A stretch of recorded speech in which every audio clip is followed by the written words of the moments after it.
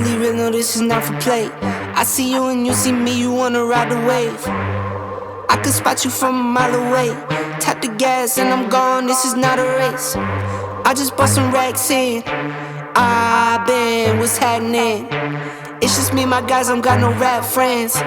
You ain't see the front, but talking back ends. Oh, I see the money, whoa, pick and roll, give and go. I see the money, whoa, pick and roll, give and go. I see the money, whoa, pick and roll, give and go. I see the money, whoa, pick and roll, give and go. Oh my God, 3 cars, 5 jobs, slam door, off the law. Shorty said she got the wap, I just want the walk. Posted money on the snap, that'll get you robbed. Nike tech, shot wet, 3 dice bet, head crack flex. This is not a question, I don't ever practice, never act in, always act in. Back in 2010, we were sipping activists. Hello everyone, welcome to the Spot Real Talk. My name is Tiffany. I'm Lawanda. And I'm Ron. And today I have a very special guest. I am honored to have my dad, Mr. Lance Grimes, joining us for the season finale of The Godfather of Harlem, The Hate That Hate Produced. And we will be right back in a minute to discuss the season finale recap and have him join us in the discussion. Baby, I know where the last one burned you. Know that ain't cool. Wanna show you how I'm nothing like him. Swear that's the truth. You can't trust that I Okay, we're back and we're ready to discuss Godfather of Harlem season finale. And as I said, the family affair. I got my pop joining us for the season finale, and I'm happy to have him join us for this discussion. I thought this was a really good episode, guys. What did you guys think? It was fabulous. It's really good. I think we come to the conclusion that this is probably one of the best written shows on TV. Amen.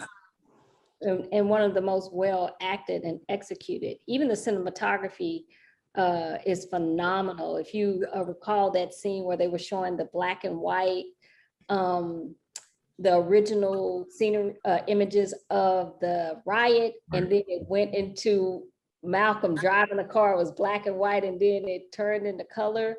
I was like, wow, I kept rewinding. I was like, did I see that? Did I actually see that?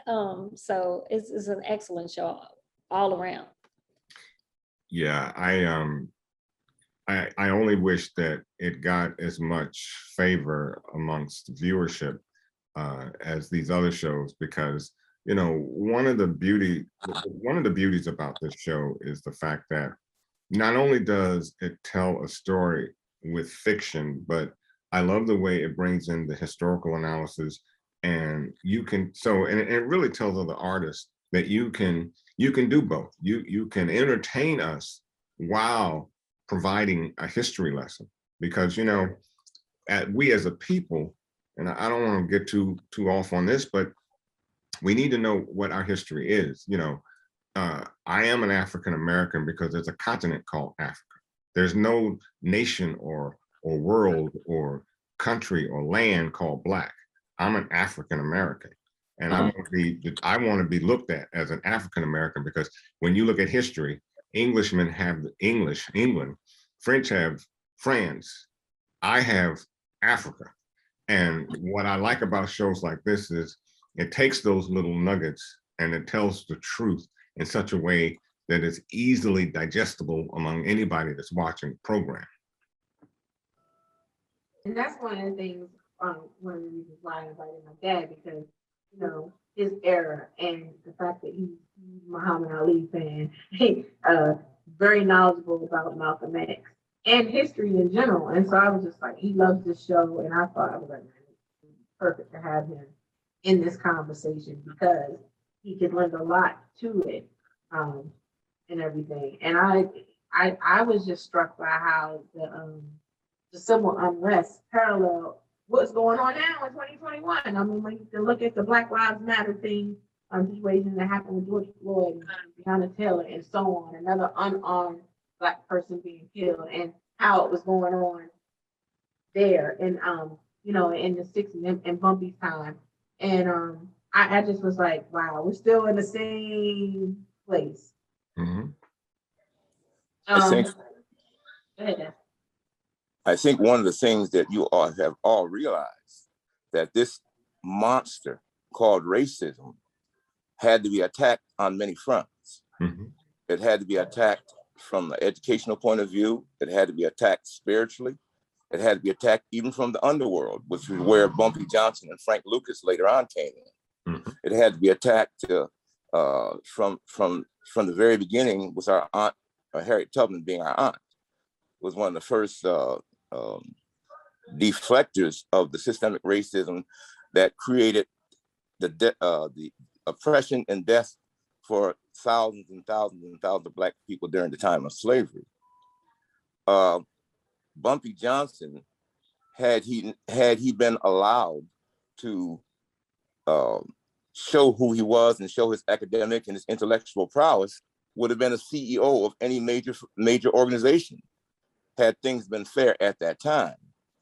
So he took the route, and I'm not making excuses for the route that he chose, but had he been given full opportunity to exercise his full intellectual capacity, he would have been a CEO of AT&T or any large firm at that time. So he fought systemic racism and things that Black people had to deal with at the time in the only way he knew how to fight. And Frank Lucas did the same thing as time evolved after Bumpy was concerned.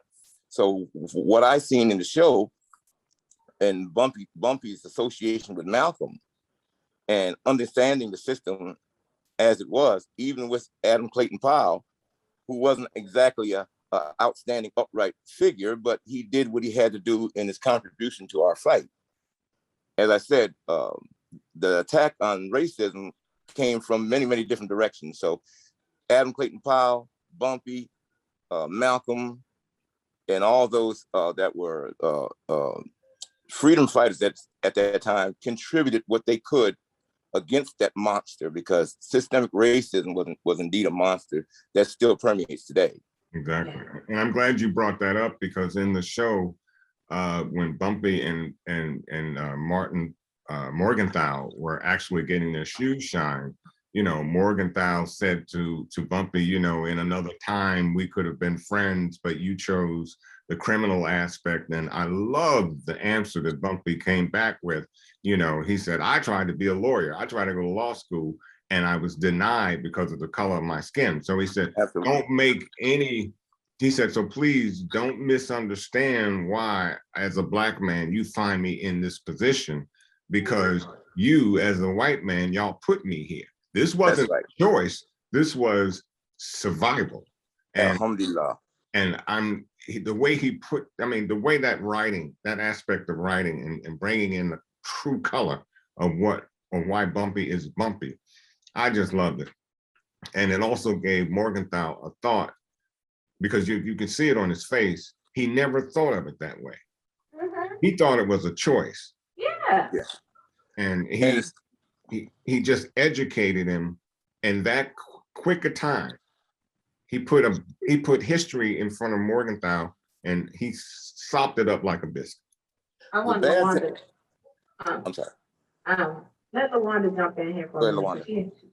Yeah, because I think as I watch these shows, it's this definition of criminality and the way it is labeled to people. Now, I'm not going to defend Bumpy Johnson, because I think the idea of selling drugs to your own people is reprehensible.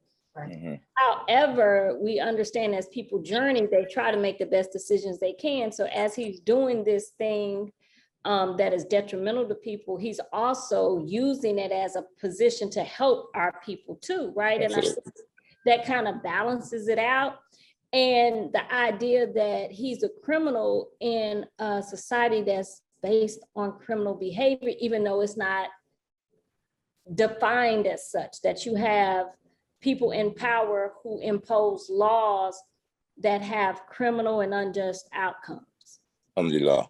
And then you take that and you these outliers, these people who rebel against the system, you label them as criminal, when that is the human thing to do, is to rebel against oppression any way that you can.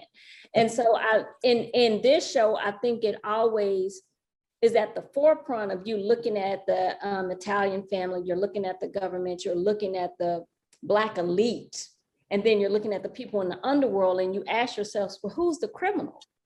Like really, who is the criminal? Who is really setting up this system that oppresses these people, that puts all of this into action? Because in a perfect world, we wouldn't have a Bumpy Johnson because we wouldn't need him.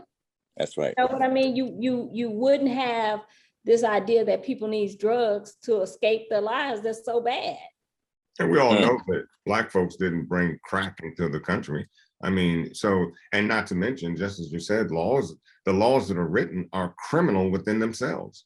Or created, I think too, or created a society that's so unjust that people need drugs just to be sane in it. I think that's the crime. Like the idea that we can't see beyond what's happened in the last 500 to 600 years to understand that people didn't live like this before, before colonization and imperialism, that this is something new, that the pressures, the society that we live on, the highly materialistic, capitalistic, individualistic society, that's criminal because that's not how we live. And so you're in this system that creates all of this dysfunction, all of this violence, all of this dissatisfaction, imbalance, and insanity. That's the real crime. Yeah. The things that people do are outcomes and a symptom of a system that's criminal to begin with. Exactly. And that's what Malcolm said when he did the Mike Wallace interview, which was so pointed because he said, with the civil rights, he said if a white person, an unarmed white person would have been killed by a cop, the outrage would be understandable for them. Right. So how so he was saying the same thing that you were saying. Mm-hmm. I think LaWanda makes an excellent point, along with Ron and yourself, in saying that. And it's hard for a nation of people to set a standard of political correctness that started a country based on genocide. Mm-hmm. Almost a total annihilation of the Native Americans and some tribes that don't exist at all. Exactly. It's hard for a nation of people to set up a new nation when they base their country on their concepts based on slavery, and which went on as time went on, which was exacerbated by Jim Crow. Mm-hmm. After Reconstruction. So for this country to set up perimeters as to what's right and what's wrong, as to who's an outlaw and who's not an outlaw, as to the proper way to live and the proper way to realize the American dream, is almost laughable. and if you need something, if you need an example to confirm what all of you had just now said, all we have to do is think back and go back to January 6th, 2021. And we'll find out exactly what kind of mindset this country perpetuates when it comes to doing the right thing. And we still can't get it to a conclusive point that January 6th was a crime against the country. Unparalleled. And we still are fighting as to which way that should turn in terms of what Congress is actually split on that. And that right there is probably the biggest crime of it all. Absolutely. The act is one thing, but for Congress to be split on what they saw and what they knew. Right.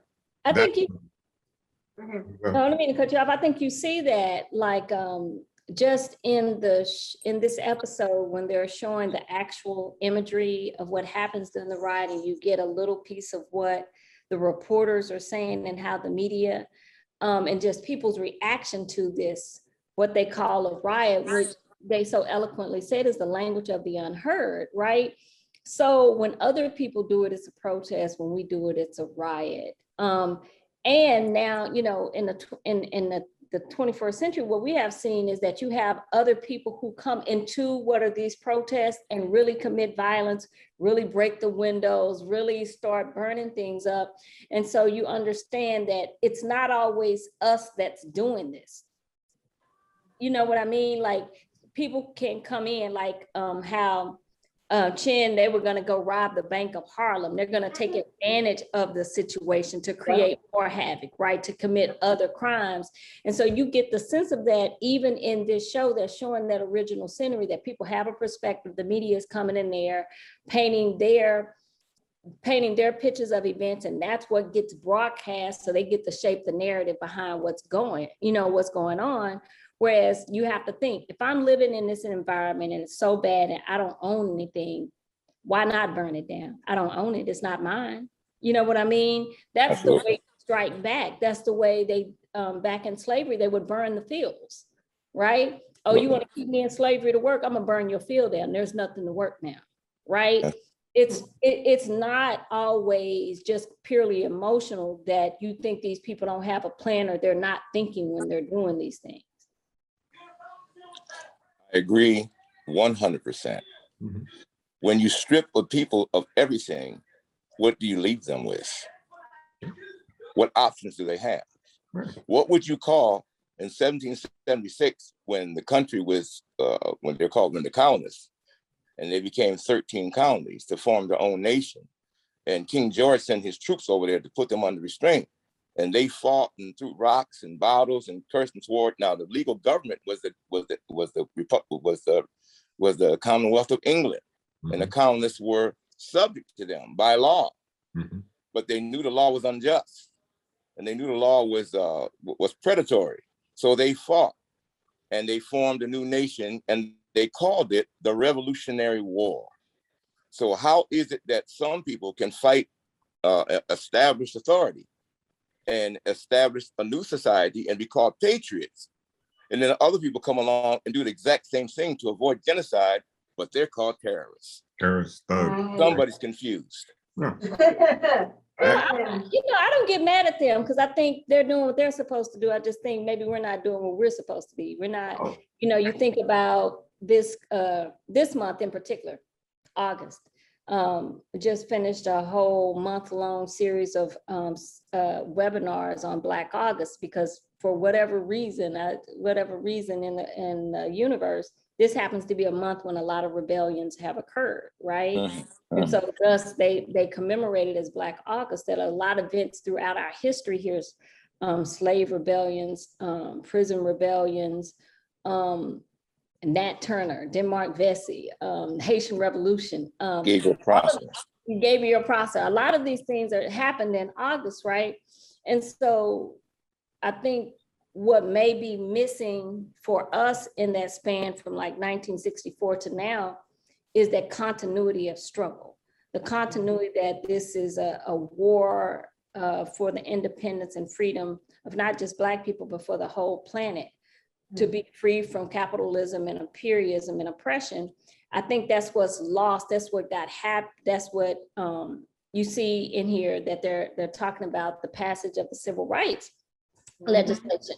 And so you come into this time of integration where it's almost like for us in our generation who were benefactors of that it gets shaped as a narrative that we were fighting for this economic parity, when we're really fighting for freedom, not just civil liberties, but to be free to roam the earth and live the life that you want to live without asking permission from other people. And for us in the United States, particularly asking for other people who invaded it. They're not indigenous to this place, right? Yes. So the fact that they lay claim to something that they stole, that they acquired by force and violence, it makes you ask the question, well, is that how we get it back? Is that how you get your freedom back? These are the issues that's coming up for me in this show, because you say we're looking at 1964, it's 57 years later. And we have the same issues. So legislation hasn't done it, protesting hasn't done it. Us going to school and getting degrees and having some type of economic success, buying homes, participating in the American dream still hasn't afforded us that freedom that everybody is seeking. So that's what the show is bringing up for me. And I like the way it's being framed, because I think it's being heard loud and clear. That's what Bumpy is saying. That's what Malcolm is saying.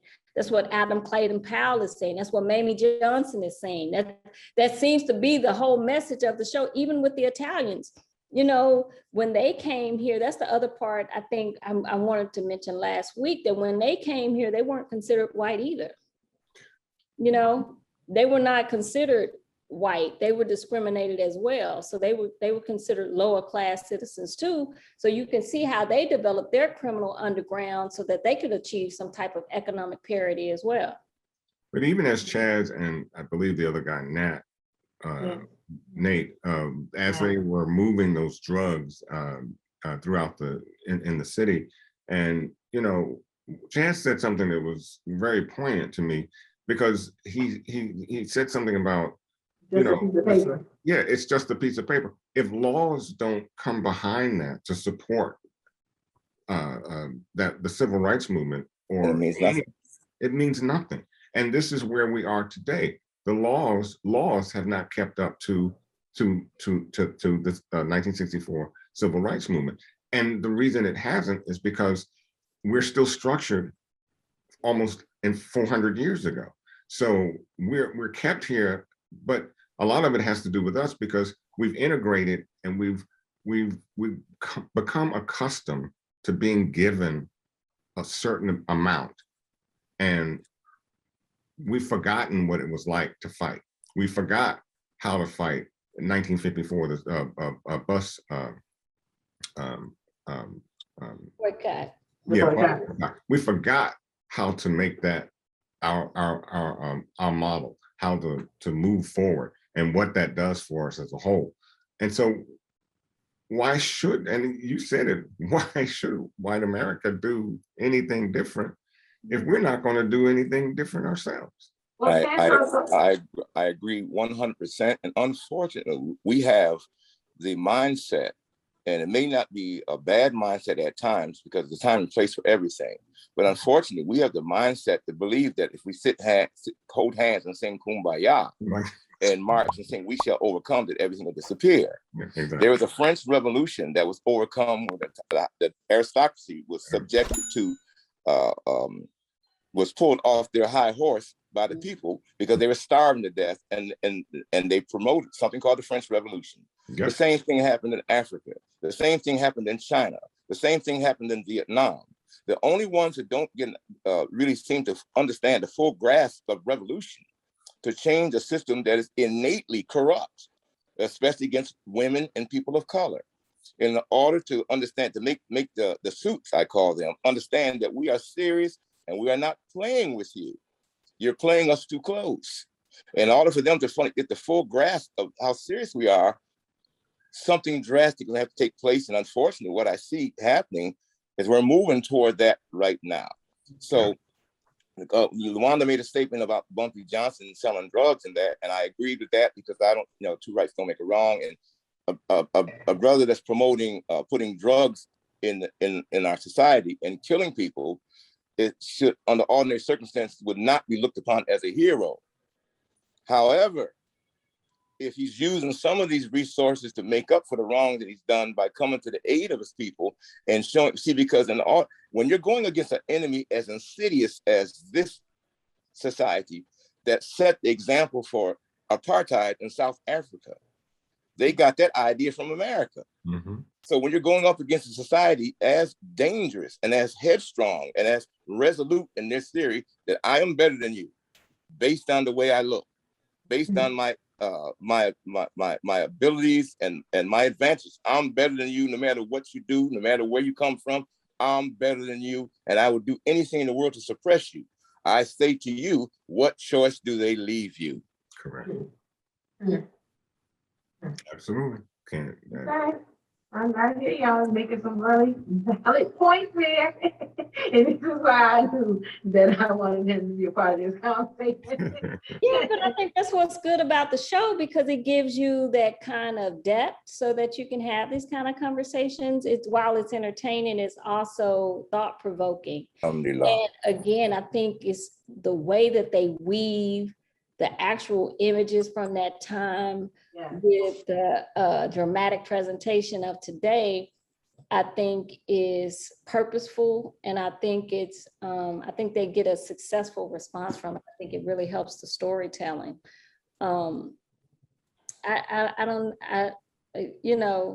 It's fitting for what's happening at this time. It's kismet almost, if I'm gonna use that word. It is. And I was gonna pivot a little bit because there was a prediction that we had made about like the earnings in the Stella situation Oh, and wow. everything. And we said that, we didn't think they were gonna make it out. And Ryan, you were right on about Stella. So I gotta give you your kudos for that because you said Thank you, my that son. it's something, yeah, you don't get it often, but Thank I'm you. gonna give it up. I'm gonna give it up. And so so basically, Ron had said that if something happened to Ernie, that Stella would be the one to dime Gigante Chin out. And that was stupid anyway, because I was like, Chin, like she already had told you she had feelings for him. So why would you put this hit on this dude? You already killed two men that she's loved. And so But when that remember, happened, and remember what I said about Vincent. Vincent, to be head of any kind of mafia or syndicate, he's mindless. He doesn't think. Mm, And mm. he showed that in this scenario. You're gonna put a hit out on Ernie. You've the already, son-in-law. yeah, The on new son-in-law. now your son-in-law, and you've already destroyed your daughter by killing her first love, and then you're gonna put a hit out on Ernie. I mean, how much thought process did it take to understand that what you were actually signing your own death certificate. You were signing your life away because there was no way she was going to allow that a second time. Mm. And yet we see that his emotions and his inability to think for himself beyond what he sees in front of him got him to the place of Morgenthau arresting him and his daughter doing what she said she would do in the beginning. So Yeah, It baffles me. It baffles me. Gigante's position baffles me because most of those guys, they were crude, of course, and dangerous criminals. Mhm. But for the most part, those guys were smart dudes. Yep. Like Lucky Luciano, Mhm. Vito Genovese, Mhm. Dutch Schultz. Those guys were strong arms, and Alphonse Capone, Mhm. Frankie Ailey. Mhm. Those guys were strong arms, but they were also geniuses in their own right. Mhm. And how a guy like Chin could have arose to the top, to the top to be called a don. He was a don Mhm. on a small level, but nevertheless he was a don, and he was totally out of control. No emotional restraint, no capabilities of deep thinking or strategic planning, nothing. Just reacted on emotion. And the reality is he was a dangerous psychopath. Yeah. But what kept him in line, in my opinion, was the existence and the ferocity and the intelligence of Bumpy. Yeah. Bumpy kept him in line because if it was up to him, he'd have wiped out everything dark in Harlem and would have took control of it. Yeah. And he saw some of that. I mean, he did say that, he thought that Bumpy made a right move. So he had some light bulb had come on at some point with Chin. It's just that Chin was caught up in a time where you just couldn't respect a black man for doing it, for doing anything. And even though I think Chin respected Bumpy, but he wasn't allowed to, in a sense. Chin, Dutch Schultz, Lucky Luciano, Frank Costello, even the Capone guys, all talked about the so-called Moolies. Mhm. They talked about the Moolies for one reason and one reason only. They feared us. Mhm. They feared us then, and they fear us now. They've always feared us because they, unbeknownst to lots of people, have a right in insulating history of who we are and who we were. Right. Don't get it twisted. They know our history. Mhm. They know our power. They know what Hannibal did when Hannibal came into Europe with 165,000 Zulu warriors and almost turned over the Roman Empire by himself. So they understand our capabilities and our history. They along with the other white hierarchy, just keep us locked into this so-called definition of our history started with slavery. They know that it is we who preceded them. It is not they who preceded us. Absolutely. They're well aware of it. I thought about that because you'd also have to account for the Moorish rule in the Iberian Peninsula from 711 to 1492. So that history is very present, right? When you start, you start to do cause and effect, and the further you go back and you start to see the line of events that led up to now. And so I thought about that too when they were having that conversation about the Italian family and how they felt about the Blacks. I was like, there's a deep history there. And I also almost felt like maybe there was some self-hate because, you know, there's as the word prejudice against people who have Moorish blood, which you would find across Spain, Portugal, and Italy. And any, you know, all across Europe, but particularly in Southern Europe. So that whole relationship is interesting to me for that reason. But, you know, when you look at the show, you see how these alliances, they go beyond blood sometimes and go beyond clan to self-preservation. And I think Bumpy said that again, you know, everybody is in this situation trying to see how not only can they thrive, but how they can survive. And it's almost like the more desperate the situation is, the more extreme the behavior is, whether it's political, whether it's financial, where you're trying to gain strategic advantage against your opponent. Even with the women, right? You saw it with Mamie. And I don't know why her name is Elise. You saw it with Mamie and Elise, right? She completely came out of herself. She came out of her face on her. And I just keep thinking, you know, when people are pushed into, to me, that's what this show is about. When people are pushed into the corner, what will they do and how will they react, right? Do you judge that as a character defect, or do you just see that this is what people do when they're trying to survive? Well, look, I'm sorry, Mr. Grimes, what were you about to say? I was just going to say, I agree with Luanda. I absolutely love Elise. I love Elise. I love everything about her. Me too. Elise is a quiet storm. Yep.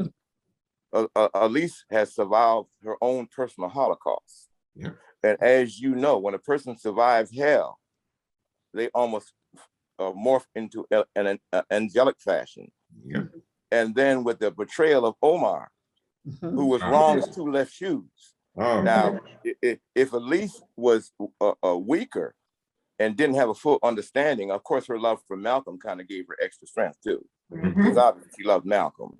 But if Elise is weaker, she would not have said what she said to Omar, and that almost broke him down because he was in love with her. He was just weak.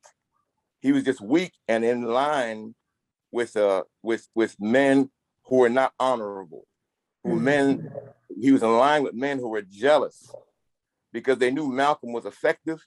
They knew Malcolm had a earlock on the hearts, pulse on the hearts of the people.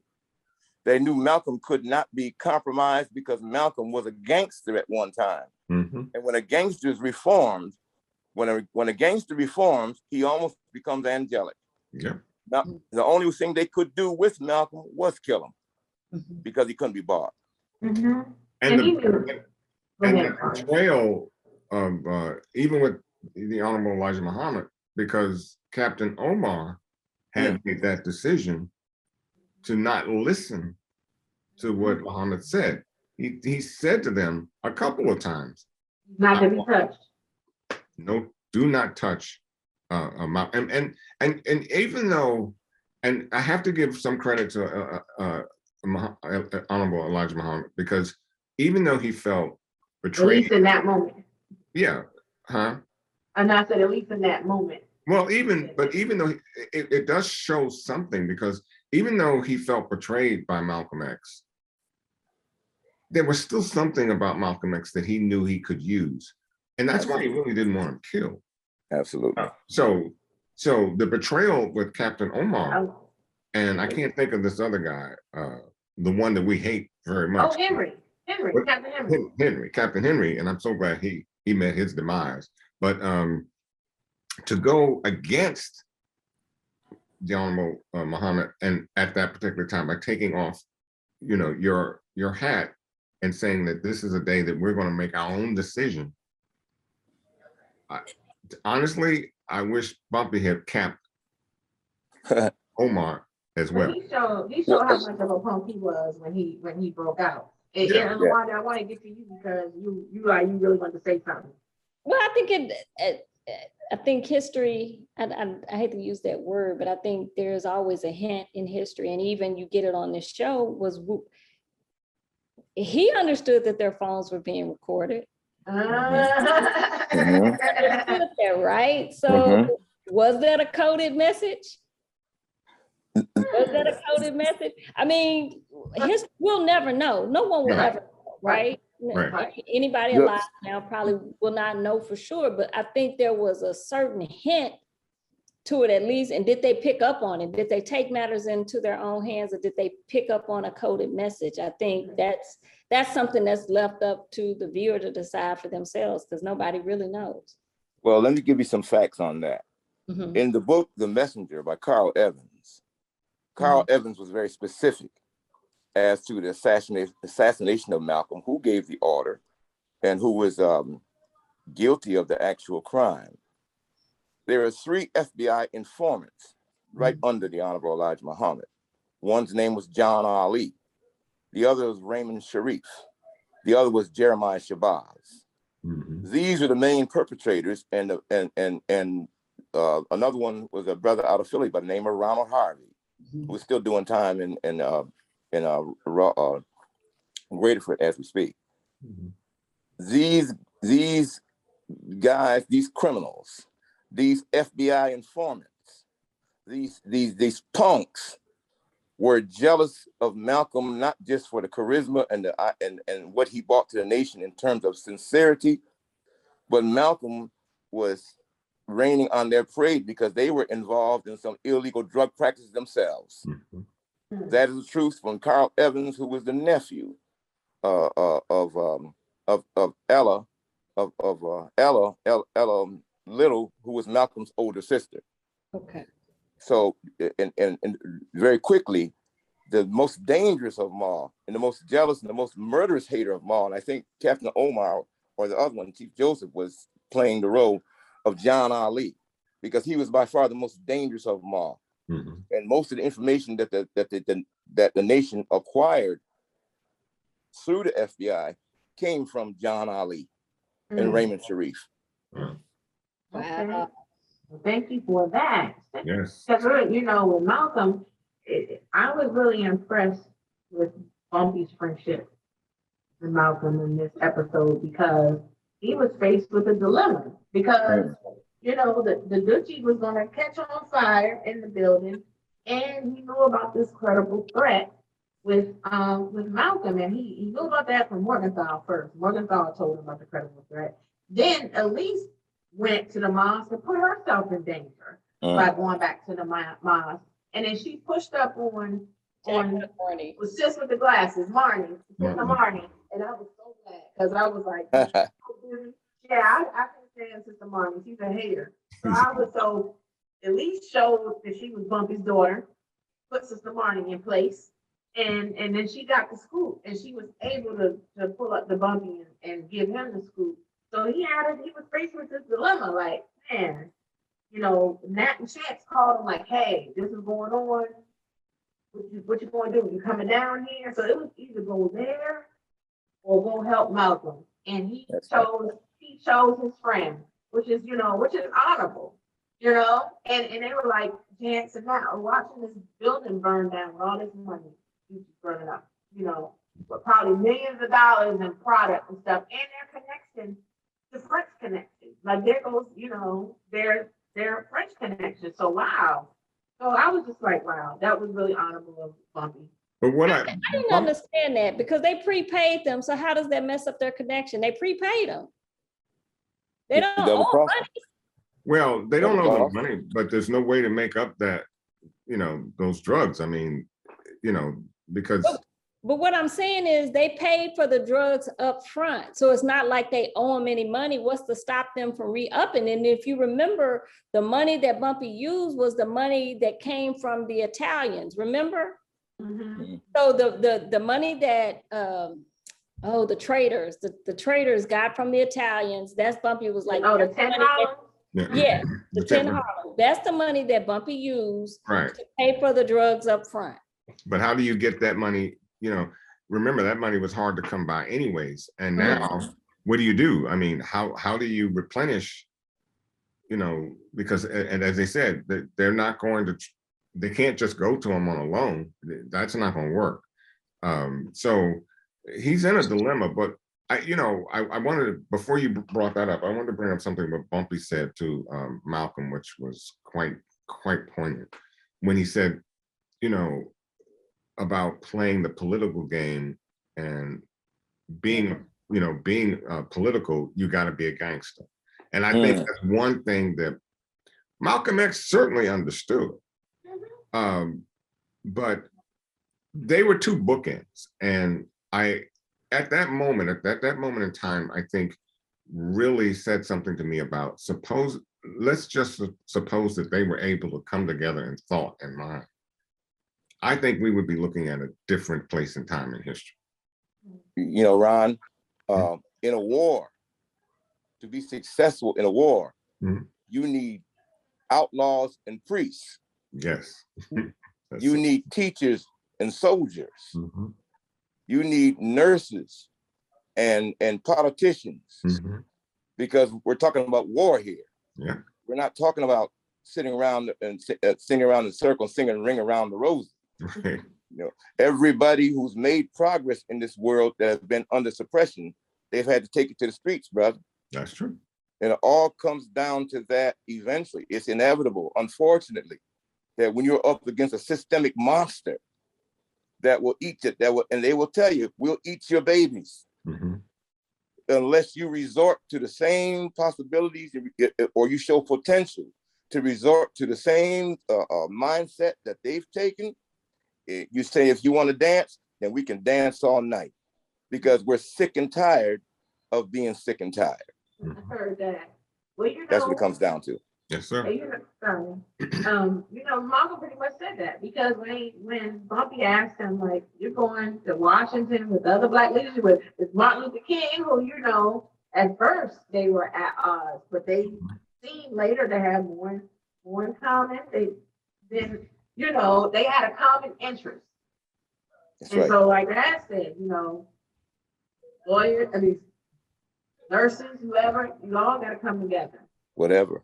Yeah, and I wish it had been sooner rather than later, because I think it would have been certainly a change, because we're talking about two very powerful Black men that had they been able to come together initially, we'd be talking about an entirely different scenario at this point. Well, the system, as you know, Ron, the system is going to do everything in their power to make sure it doesn't happen. Exactly. Look what they did to W.E.B. Du Bois and Marcus Garvey. Oh, definitely. And Booker T. Washington. Definitely. Initially, they had Malcolm and Dr. King going at it. Yeah. You know what I mean?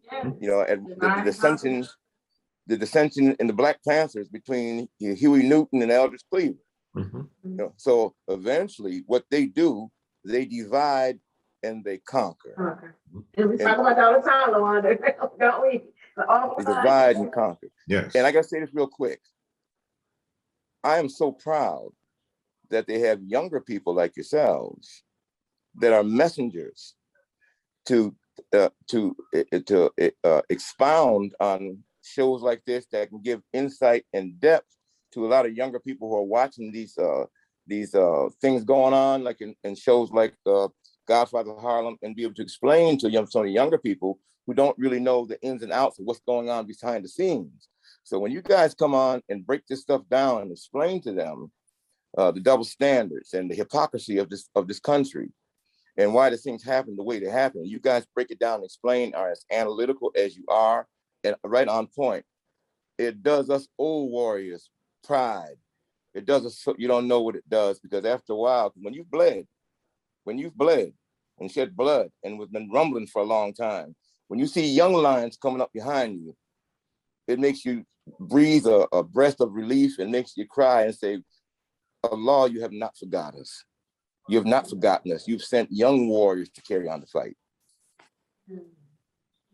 Yeah, I think that's what's important about this show is because we're looking back and we're looking at this time.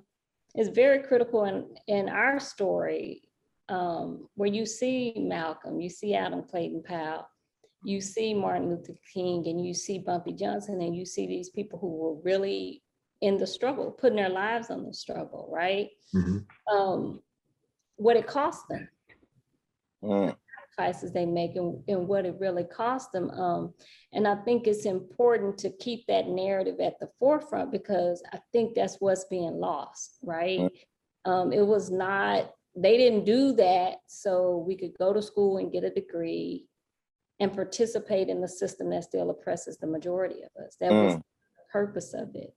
And we see what is kind of defined as success is really that, is being able, I say, to participate in the materialism of the world and the consumerism of the world. And I don't think people bled and died for that.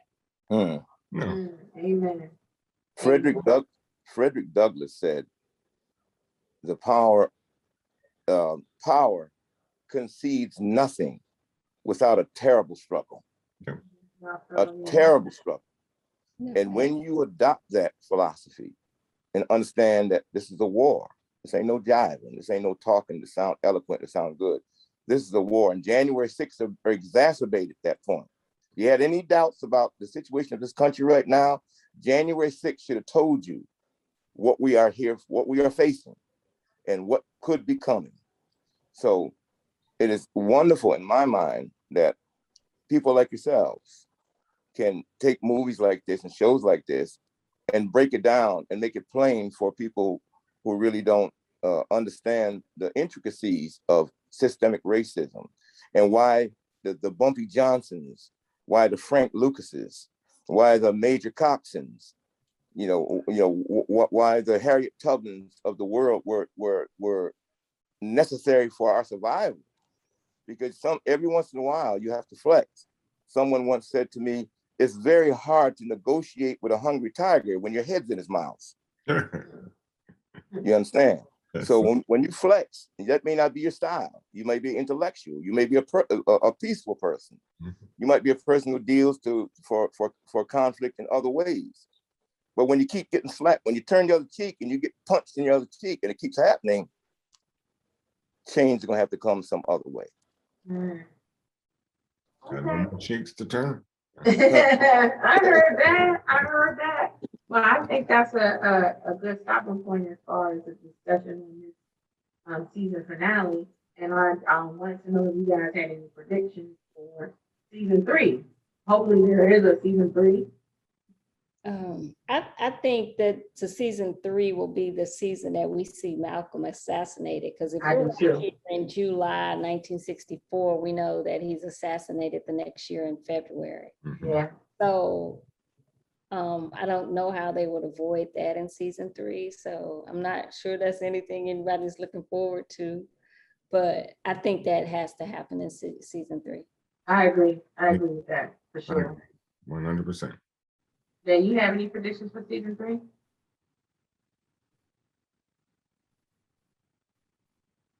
Hey, so you hear me that? Yeah. Do you have any predictions for season 3, Dad?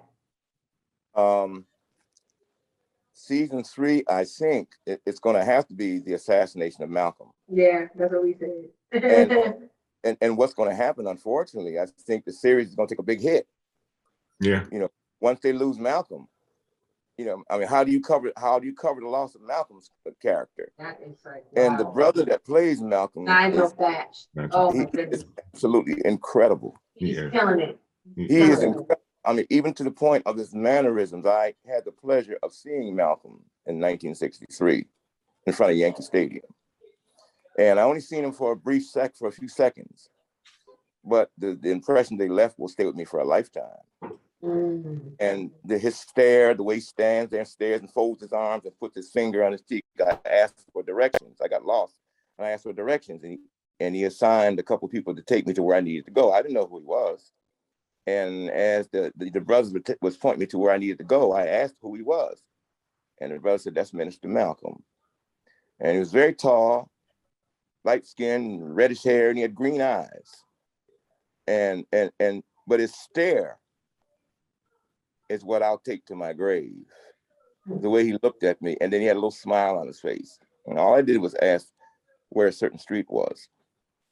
So when you see a man or know a man, or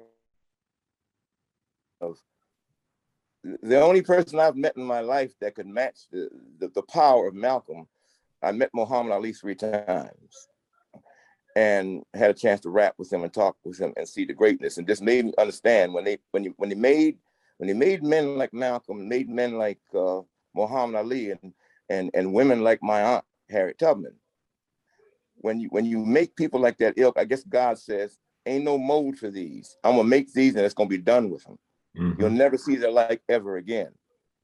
But the blessing that we have is that we know about them. We've seen the results. We've seen what they did, and we've seen how they carried themselves, and a little bit of who they are lives in us right now, all of us. That's why you guys are doing what you're doing so beautifully and so effectively, because you're doing these things to teach and for the younger people who don't really understand the intricacies of racism, of crime, of love stories, the inner workings of what's going on in these stories. You guys are brilliant, brilliant analysts. And I'm especially proud that my baby is one of y'all. I'm so proud, because it just means that,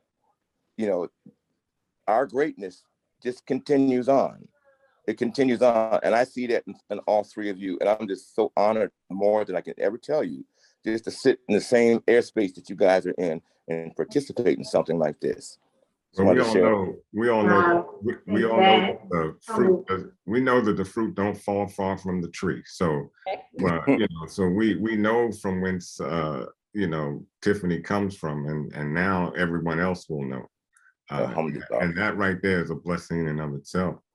I would love to see or understand, and maybe you may have some insight on this. If in fact, say in season 3, maybe there's some correlation, although I don't know of any written word of it, but some correlation with Bumpy and the Black Panther Party and that movement. I like to draw inference to that in season 3. Interesting possibility. Mm-hmm. That's very interesting, because Huey Newton was a strong student of Malcolm. Yes, it was. Same idea, absolutely brilliant, absolutely brilliant. Mm-hmm. And the whole Black Panther concept was based on what Malcolm had said and perpetuated, not so much Elijah Muhammad, but what Malcolm had suggested when he opened up his organization, the OAA. Mm-hmm. And him going to it. And I believe, as a Muslim, that Malcolm's full conversion and becoming when he became El Hajj Malik El Shabazz, that's when, in my opinion, when he was at his greatest, because at that point, death didn't faze him not one bit. Mm-hmm. He told many people that would talk to him, even Betty, when they begged him to take care of himself, to be more careful. They begged him. And Malcolm said he's a dead man walking already. But Allah loves martyrs, and he had no fear. So I would love to see something in season 3, even if they had to fictionalize it. Right. I would love to see some kind of correlation between Malcolm and maybe Bobby Seale. Mm-hmm. Bumpy and Bobby Seale, or Huey Newton, or Eldridge Cleaver, or Angela Davis. Yeah. Just to let you know that this struggle continues. Mm-hmm. It doesn't stop if one is removed. It just continues on and on and on and on. You know what I mean? Absolutely. Excellent. I would think if season 3 is about the assassination of Malcolm X, then what would follow is what happens to Bumpy's business when immigration comes forth, because one of the reasons I believe he's allowed to thrive is because it is segregated, right? Mhm. And so the fact that it becomes integrated and Harlem starts to change, that's going to have an impact on his business. And I think, he dies in probably the late 60s. So it's not going to be that much more time. So what we would probably see is the arc of his life and then his slowing down. I don't want to say downfall, but, we would see the wrap of his life, because I think integration is going to have a negative impact on his business. Well, he was like a mentor to Frank Lucas, so we might probably see the introduction to that relationship. Yeah, that's a good point. Yeah, so we'll probably see that. And that's you both raised an interesting point, because Frank Lucas did things that exceeded the capabilities of the American mob, the American mafia. But these big stupid racists failed. Just didn't want to give Frank the credit as being as genius as he was. But nobody, no drug dealer at any level, at any rate, could actually go to the source, could go to the very source of the drugs and deal with the big boys. Bumpy was even the mob couldn't do that. And this is why the FBI refused to believe that Frank Lucas had that kind of clout. He went and dealt with the guys, the Khmer Rouge, who were the protectors of the North Viet Cong. They were like the mercenaries for the Cong. And Frank Lucas was sitting down there at the table with those guys. So it's very, very possible that as Tiffany suggested, maybe early age. Bumpy died at 62, 63. And everything. I want to thank the viewers for tuning in to our season finale recap and listening on our conversation. I really enjoyed it immensely. I definitely enjoyed having my dad take part and everything. I hope you guys did too. Oh, we brought back in. Yes. So thank you, Dad, for joining us. Thank you for joining us today. Follow us on Facebook, IG, Twitter. Subscribe to our channel. Please click the notification bell so you can learn of any videos that we drop. Please leave us comments down below. If you want to be guests on our show, please let us know that too, because as you'll see from our Raising Canaan recap that we did, we had one of our spotters on the show, so you can check that one out too. Please still tune in to our London Brown interview. That was a great interview that we had from London Brown, plays Marvin from Raising Canaan. And thank you again for tuning in.